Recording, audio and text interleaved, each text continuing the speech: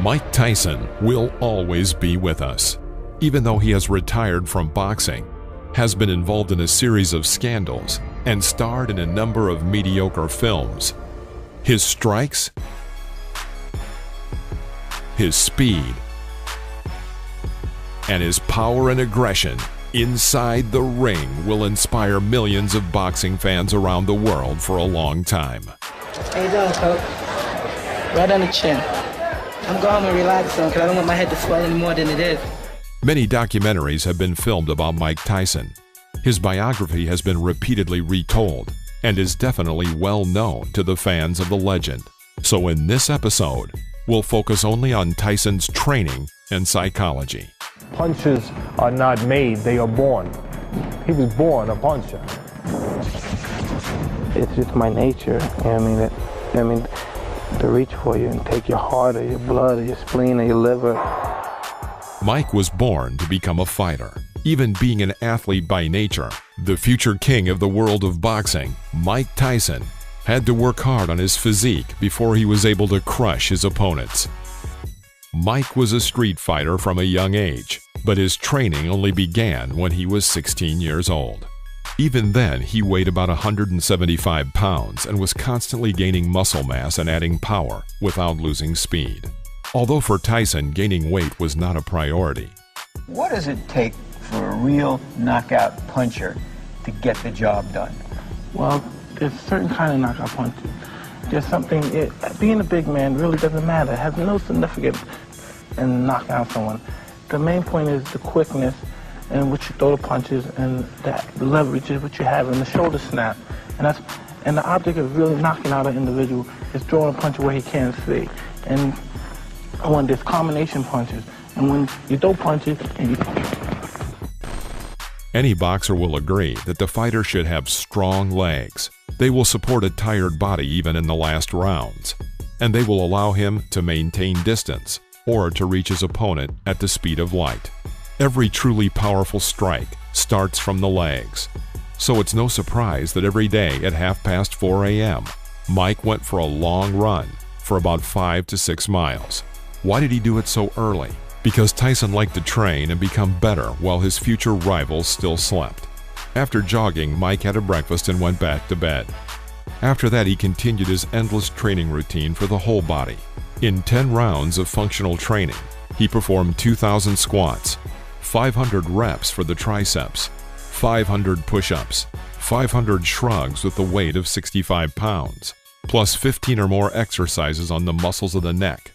Mike paid a lot of attention to this muscle group. A powerful neck is especially important in boxing and in many martial arts because it reduces the chance of getting a knockout after taking a heavy blow to the head. A good way to strengthen the neck is the so-called bridge curls, which are widely used in wrestling, boxing, and many other martial arts. Mike often used those, and thus was able to develop the muscles from the base of his skull to the traps and deltas. As a result, his neck was about 20.5 inches in size. That is a very powerful neck for a man that's 178 centimeters tall and weighed 176 pounds.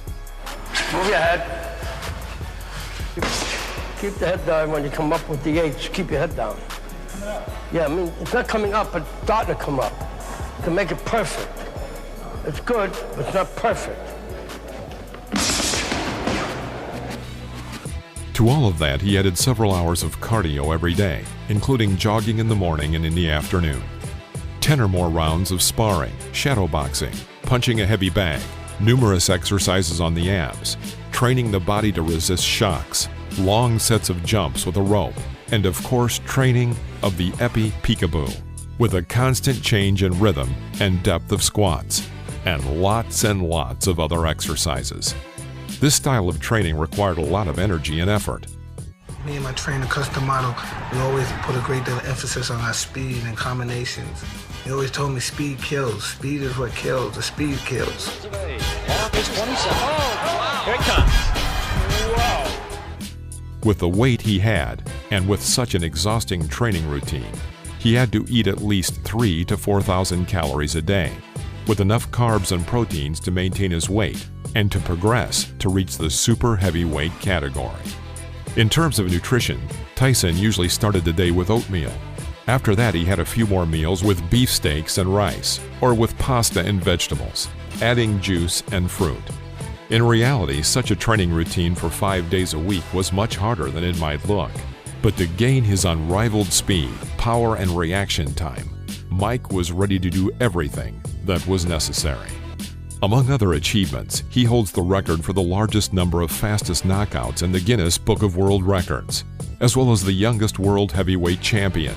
Mike finished most of his fights in the first round. Pro career hits like ace. Tyson, you have to like how poised he is right here. He is picking his shots well. He is hurting. This one could be over. 23-pound weight advantage, and he put it long as 27. Oh, wow. Well. Left hook, good night. He predicts a great future. If they can find some fights then.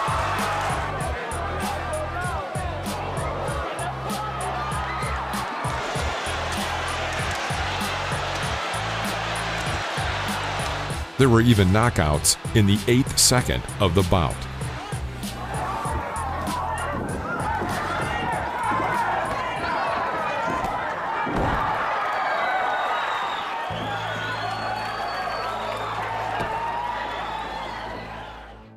And we still haven't mentioned that Mike's coaches repeatedly said that the young Tyson did not train using weights. He was naturally a big man, and training with his own weight was enough to develop the muscles of his whole body. For various reasons outside the ring, after years of training, Mike's training became unstable, and it happened at the later stages of his career, as well as near its end. Tyson trained in gyms, as well as with free weights. However, Mike did not win just because of physical superiority. Often he was actually lighter than his rivals. I was never really a big heavyweight. When I was in my prime, I never weighed over 217, 219.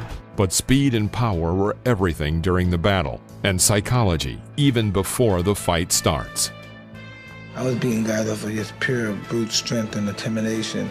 Most guys were just pretty much intimidated. They lost the fight before they even got hit, most guys. I knew the art of skullduggery. These guys, I knew how to beat these guys psychologically before I even got in the ring with them. I'm scared to death. I'm totally afraid. I'm afraid of everything. I'm afraid of losing. I'm afraid of being humiliated. But I'm totally confident. The closer I get to the ring, the more confidence I get. The closer, more confidence I get. The closer, more confidence I get. All during my training, I've been afraid of this man. I thought this man might be capable of beating me. I've dreamed of him beating me. But I always stayed afraid of him. But the closer I get to the ring, I'm more confident. Once I'm in the ring, I'm a god. No one could beat me.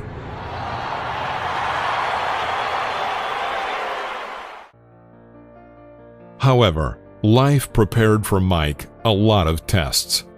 Defeat in the ring, the emptiness in his soul after betrayal by loved ones, and zeros in his bank accounts after being cheated by managers, divorces, and alcohol. Years later, Tyson was not himself, but he still says that no matter how his fate has changed, he can still take a blow.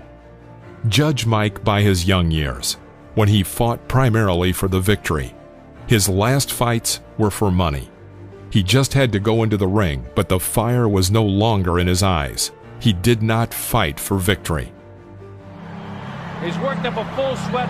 I want to tell you, the electricity in this crowd is awesome. I haven't felt like this since it was about 4 o'clock in the morning one morning. We're in a place called Kinshasa, Zaire, when Muhammad Ali came in against George Foreman for the heavyweight championship of the world. There is no doubt that Mike Tyson at the peak of his career was one of the best athletes in the history of boxing. But you can't be on top forever. Even legends do not linger in the ring forever. Their days are also numbered. I keep my eyes on him, I keep my eyes on him, I keep my eyes on him. Then once I see a chink in his armor, boom, and one of his eyes may move. During the fight, I'm supremely confident. I'm moving my head, he's throwing punches. I'm making him miss and I'm countering. I'm hitting him to the body, I'm punching him real hard. And I'm punching, when I'm punching him, I know he's not able to take my punches. 1, 2, 3 punches, I'm throwing him punches and bunches. He goes down, he's out. I'm victorious. Mike Tyson, greatest fighter ever lived. Thank you for watching this video. If you liked it, please press the like button, subscribe to the channel, and stay tuned for new episodes about the great legends of the past.